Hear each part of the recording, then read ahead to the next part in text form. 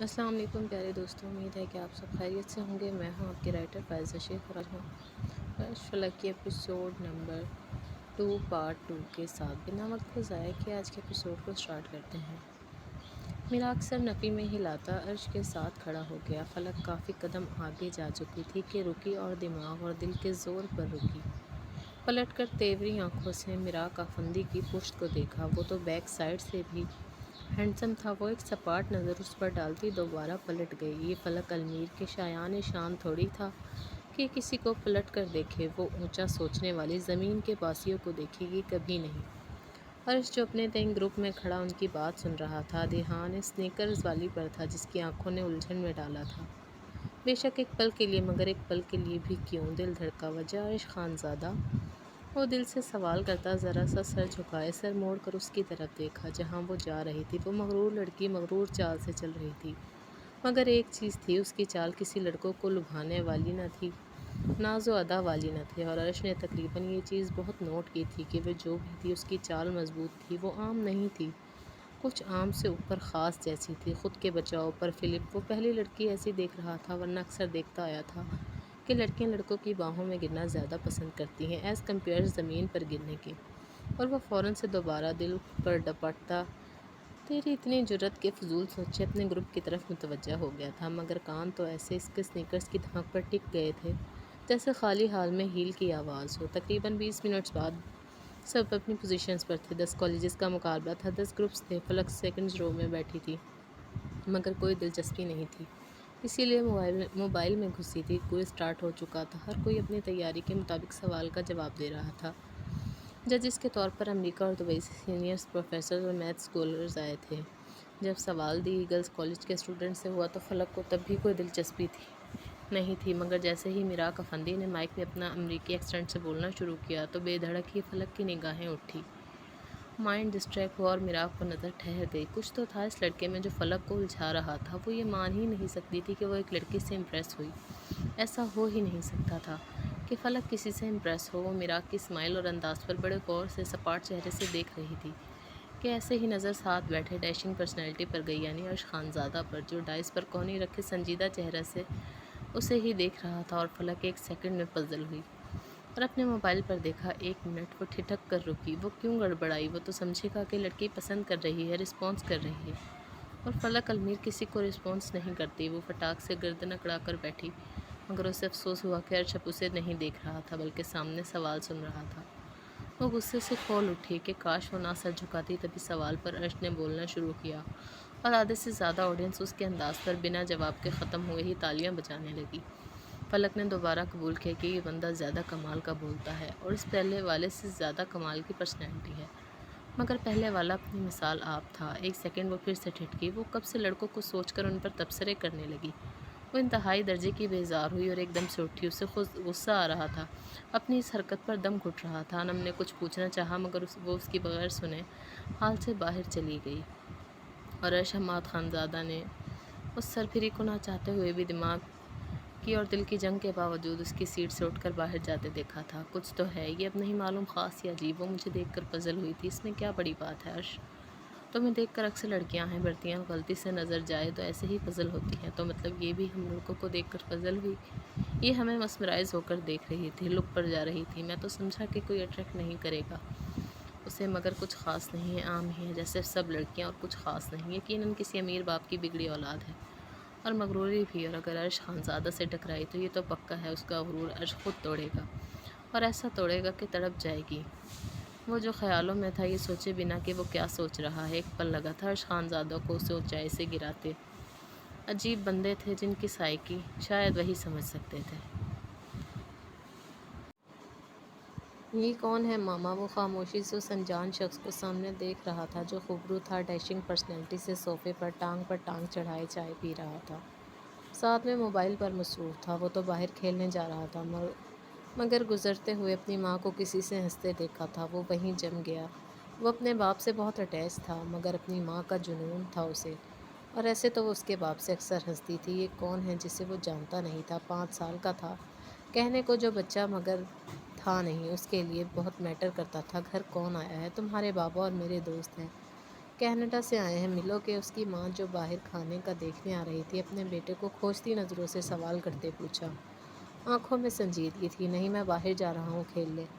اسے نہیں پسند آیا تھا وہ جو بھی تھا۔ وہ اس پر گہری نظریں ڈالتا باہر کی طرف بڑھا کہ اسی شخص نے اس کی ماں کو آواز دی، زیب ذرا سنو۔ وہ اسے بلا رہا تھا۔ اس نے بخوبی دیکھا تھا اس کی ماں مسکراتی اس کے پہلو میں بیٹھی تھی۔ وہ 5 سال کا بچہ یہ نوٹ کر گیا تھا کہ اس کی ماں ایسے بیٹھی ہے جیسے وہ اس کے بابا کے ساتھ اکثر بیٹھتی ہے۔ ایسا کیوں؟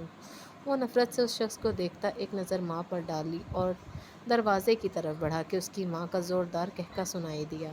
اسے سمجھ نہیں آیا کیوں، مگر اس کی آنکھوں میں پانی آ گیا تھا اور وہ ضبط کرتا باہر کی طرف بڑھ گیا۔ عرش عرش عرش۔ مراق نے اس کا کندھا ہلایا تو وہ ماضی سے لوٹا اور کتنے سیکنڈز وہ مراق کے چہرے کو کھوجتا رہا۔ کیا ہوا؟ اس نے اس کا کندھا دوبارہ ہلایا تو وہ ہوش میں آیا۔ کدھر گم تھا؟ وہ اس کے چہرے پر لکھی تحریر کو فوراً سمجھ گیا تھا کہ کیا سوچ رہا تھا اور اس کے ساتھ والی کرسی پر بیٹھا۔ کہیں نہیں۔ تو سنا کب آیا؟ وہ چہرے پر ہاتھ پھیرتا مسکرا کر بولا۔ مراق اس کے چہرے کو دیکھتا رہا۔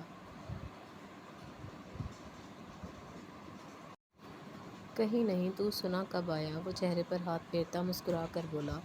مراق اس کے چہرے کو دیکھتا رہا، پھر سر جھٹکا۔ وہ چاہ کر بھی تلخ لمحے اس کی زندگی سے نہیں نکال سکتا تھا۔ ابھی اچھا کالج کا ٹرپ جا رہا ہے 1 ہفتے کے لیے، تو چلے گا؟ کوئی پلان تو نہیں؟ مراق نے اسے دیکھ کر کہا اور اتنے میں ملازم نے سامنے ٹیبل پر چائے رکھی جس کا مراق نیچے کہہ کر آیا تھا۔ ارے واہ، کیسے ہو مراق؟ حماد خانزادہ کی بارعب آواز لاؤنج میں گونجی۔ دونوں نے دروازے کی طرف دیکھا جہاں سے وہ آج بھی پوری وجاہت سے جوان نظر آتے چل کر آ رہے تھے۔ عرش نے اپنے باپ کی مسکان دیکھی جو ان کی آنکھوں کی سنجیدگی سے ملتی نہیں تھی۔ کیا محبت میں بے وفائی ایسے ہی ساری زندگی کے لیے سنجیدہ کر دیتی ہے؟ شاید ہاں۔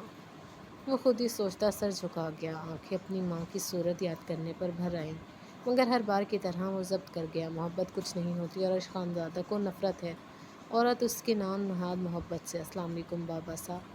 مراق مسکرا کر اٹھا اور ان سے ملنے لگا۔ وہ شروع سے ہی ان کو بابا سا کہتا تھا کیونکہ اس کی پیدائش سے ہی پہلے ہی مراق کے والد کی کار حادثے میں موت واقع ہوئی تھی اور حماد کو وہ عرش کی طرح عزیز تھا۔ وہ دونوں ہم عمر ہی تو تھے اور حماد کے کہنے پر ہی وہ انہیں بابا سا کہتا تھا۔ واسلام، کیا حال ہے بھائی؟ تم نے تو مجھے خوش کر دیا۔ مل کر کہاں ہوتا ہے میرا بیٹا ہی؟ وہ اسے گلے لگاتے مسکرا کر بولے اور وہ عزت کے ساتھ مسکراتا انہیں دیکھنے لگا۔ میں ٹھیک، بس بابا صاحب وہ کچھ مصروفیات تھیں اور آپ کی بھی تو دبئی کی میٹنگز تھیں، آپ تھے ہی نہیں۔ وہ ان کے ساتھ ہی آگے کی طرف آتے بولا۔ وہ ان کی بہت عزت کرتا تھا، تب بھی مؤدب سے جواب دیتا۔ ہاں، پر خوددار۔ وہ عرش کی طرف باہیں پھیلا گئے تو عرش مسکراتا ان کے گلے لگا زور سے، اور حماد خانزادہ نے اس کی آنکھوں سے جان لیا تھا کہ عرش اس وقت اسے سوچ رہا تھا اور گلے لگایا، اور 1 سیکنڈ لگا تھا حماد کے چہرے سے مسکان کی جگہ ضبط سے لب بھیجے تھے۔ کیسے بابا، کیسی رہی میٹنگ؟ وہ الگ ہوتا ہوا بولا۔ سب صحیح رہا، اچھا رہا سب۔ مجھے یہ بتاؤ میرا بزنس کب جوائن کرو گے تم دونوں؟ وہ صوفے پر بیٹھتے ٹائی کی نوٹ ڈھیلی کرتے بولے۔ بابا لاسٹ سیمسٹر ہے، پھر آپ کے ساتھ ہیں، عرش نے بیٹھتے ہوئے کہا۔ اور تمہارا؟ وہ مراق کی طرف دیکھ کر بولے کہ وہ سر جھکا گیا۔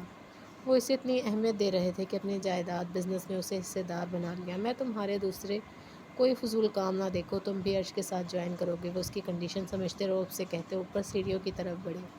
جی بابا صاحب، وہ مسکرا کر بولا، آنکھیں نم ہو چکی تھیں۔ ہاں تو کیا کہہ رہا تھا؟ ٹرپ کہاں جا رہا ہے؟ عرش نے سامنے اس کی چائے اٹھا کر پیتے کہا۔ رکھ چائے نیچے میری۔ وہ اسے چائے پر ہی ڈپٹ کر بولا۔ ہاں جی، مراق کے لیے چائے بھیجیں۔ وہ ہنستا گرم چائے چسکیوں سے پینے لگا۔ مراق نے دانت پیسے۔ اچھا جانی، بیٹھنا پاس میرے، عرش نے ہنس کر کہا تو مراق اس کے ساتھ بیٹھا۔ ٹرپ جا رہا ہے مری، اسلام آباد، نارائن کاوان، کیلاش ہنسا، نتھیا گلی۔ وہ موبائل میں اس سے نوٹیفیکیشن دیکھ کر بولا۔ چلیں گے یار، مزہ آئے گا، عرش نے چائے پی کر کہا۔ ہاں، دوبیر سمیر اور اریب بھی جا رہے ہیں، چلیں گے، وہ بھی اس کی تائید میں بولا۔ میرا جب آنا بہت مس کر رہا ہوں، مجھ سے لڑتا نہیں کوئی اب، مراق نے اداس سے چہرے سے کہا، ہنس کر کہا تو عرش مسکرایا۔ کہہ تو رہی تھی کہ اگلے مہینے، اور کل بات ہوئی تھی، کہہ رہی تھی کہ اگلے ہفتے آئے گی۔ اس کے چہرے پر نظریں ٹکائے بولا جس کے چہرے پر ایک دم خوشی کے آثار آئے تھے، چہرہ کھل گیا تھا۔ عرش مسکرا دیا۔ اوہ واو، تو اسے ایسا کر کہ 1 ہفتے کی چھٹیاں لے آئے، ہمارے ساتھ ٹرپ پر چلے، مراق نے مشورہ دیا۔ ناٹ بیڈ، بات کرتا ہوں اس سے۔ وہ اس کے مشورے کو مانتا بیٹھے بیٹھے اسے کال ملانے لگا۔ تم لوگ کتنے ڈیز کے لیے جا رہے ہو؟ آسمہ سلطان بے چین سی اسے بیگ پیک کرتے ہوئے دیکھ کر بولی۔ 1 ہفتے کا۔ وہ اپنے تمام ڈریسز رکھتے بولی اور دوبارہ وارڈروب میں گھس گئی۔ بیٹا فائنل سر پر ہے، نیکسٹ منتھ، اور جا بھی دوستوں کے ساتھ رہی ہو وہ پریشان تھی، اس کا ایسے جانے پر یہ نہیں تھا کہ یہ پہلی دفعہ تھا۔ وہ لندن اور فرانس سے اکیلی اپنی چاچی اور چاچو کے ساتھ آئی ہوئی تھی، مگر پھر بھی وہ پریشان تھی۔ ڈونٹ وری ماما، میں فلک ہوں، ایسے چھوٹا نہ سوچا کریں، بڑا سوچا کریں۔ وہ ان کے گال چومتی مسکرا کر بولی۔ اس کے ڈمپلز نمایاں ہوئے، وہ بھی مسکرا دی۔ ڈمپل اس نے اپنے باپ سے چرائے تھے، جب باپ کی من چاہی تھی تو ان کی کیسے لاڈلی نہ ہوتی۔ اللہ کی امان میں رہو، اس کا ماتھا چوم کر بولی۔ کب نکل رہے ہو؟ وہ اس کے ساتھ پیکنگ میں مدد دینے لگی۔ پرسوں انشاءاللہ، وہ ڈریس بیگ میں رکھتے ہوئے بولی۔ صحیح، وہ محض یہی کہہ سکی۔ واٹس اپ بڑی، دانین اندر آتی بولی۔ وہ اس کی چچا زاد تھی اور اس کی بہترین دوست بھی، بس 2 سال چھوٹی تھی۔ جانا ہے؟ وہ اسے دیکھتی ہنسی ضبط کرتے بولی۔ کہاں؟ وہ اس کا بیگ دیکھتی آنکھیں سکیڑ کر بولی۔ مری نتھیا گلی۔ وہ آنکھیں بڑی بڑی کرتی اسے جوش سے بتا رہی تھی، جیسے جیسے وہ نام گنوا رہی تھی۔ دانین کا جوتا اتر رہا تھا کہ اسے نہیں بتایا۔ ماما، وہ جوتا اٹھا کر اس کی طرف بھاگی۔ مجھے کیوں نہیں بتایا؟ وہ اس کے پیچھے پیچھے تھی۔ اچھا چل، تو بھی چل لے۔ وہ ہنستی اسے گلے لگا گئی اور اسے پلٹ کر سخت گھوریاں ڈالنے لگی۔ آسمہ بیگم اس کو مسکرا کر دیکھتی کمرے سے چلی گئیں۔ اب ان کا کام تھا بس۔ چاہے میں رہوں جہاں میں، چاہے تو نہ رہے، تیرے میرے پیار کی عمر سلامت رہے۔ وہ اپنے ہینگ کیے کپڑوں کو دیکھ کر گنگنا رہا تھا کہ کون سا پہنے، تبھی دروازہ کھلا اور دانین اندر آئی۔ اس کے ہاتھوں میں بہت سے ڈریس پریس تھے۔ اف، وہ انہیں آرام سے بیڈ پر رکھتی گہرا سانس لیتی بولی۔ وہ پلٹا اور اسے دیکھ کر مسکرایا، جو گہرے سانس لیتی اب سائڈ ٹیبل سے پانی پی رہی تھی۔ وجی، آپ کے کپڑے پورے مہینے کے پریس ہیں، اب بس ہینگ کر لینا۔ وہ اسے فٹافٹ بتاتی کمرے سے جانے لگی کہ کہیں ہینگ بھی خود کرنے کا نہ کہہ دے۔ رکو، اس کی آواز پیچھے سے آئی تھا۔ مجال ہے وجاہت المیر سلطان کچھ خود کر لے یا ہینگ کرو؟ اسے حکم دینے لگا۔ ابھی صرف نکاح ہوا ہے دانی، اور یہ حال سے سوچ، جب اس کے کمرے میں رخصت ہو کر آئے گی تب تو یہ تیرا کچومر ہی نکال دے گا۔ وہ خود سے سوچتی جھرجھری لیتی پلٹ کر اسے دیکھنے لگی اور برا سا منہ بناتی کبرڈ کی طرف بڑھی۔ وہ مسکرا دیا اس کے چہرے کے الٹے سیدھے زاویوں پر اور اس کی پشت کو دیکھنے لگا جہاں اس کی چوٹی ناگن کی طرح جھول رہی تھی۔ جب سے دانین کو علم ہوا تھا کہ وجی کو لمبے بال پسند ہیں، تب سے ہی وہ بڑھا رہی تھی۔ وہ نکاح کے بعد لندن چلا گیا تھا اور پورے سال بعد آیا تھا۔ اس کے بال کمر سے نیچے ہو چکے تھے۔ وہ خاموش قدم لیتا اس کے پیچھے کھڑا ہو گیا۔ وہ اندر سے دوسرے کپڑے ہینگ کرنے کی جگہ بنا رہی تھی۔ وہ ہاتھ باندھ کر کھڑا تھا۔ وہ پلٹی تو سیدھا اس سے ٹکرائی۔ اللہ! وہ ڈر کر پیچھے ہونے لگی۔ اف، مجھے ڈرا دیا، دور ہٹیں، منہ سے آنکھیں دکھا کر بولی اور دل قابو میں نہیں تھا۔ نہ ہٹوں تو؟ اس کے دونوں اطراف ہاتھ رکھتا گمبھیر آواز سے بولا کہ اس کی آنکھیں شرم سے جھک گئیں، چہرے پر لالیاں آ چکی تھی۔ ایک بات پوچھوں؟ اس کے دل کی دھڑکن کو بخوبی محسوس کرتا بولا تو وہ صرف سر ہلا گئی۔ میں کتنے ٹائم بعد آیا ہوں؟ اس پر نظریں ٹکائے بولی۔ 1 سال۔ اس کے بے تکے سوال پر اسے دیکھتی بولی۔ اور مجھ سے ملی بھی نہیں تم؟ وہ اس پہ مصنوعی ناراضگی سے بولا۔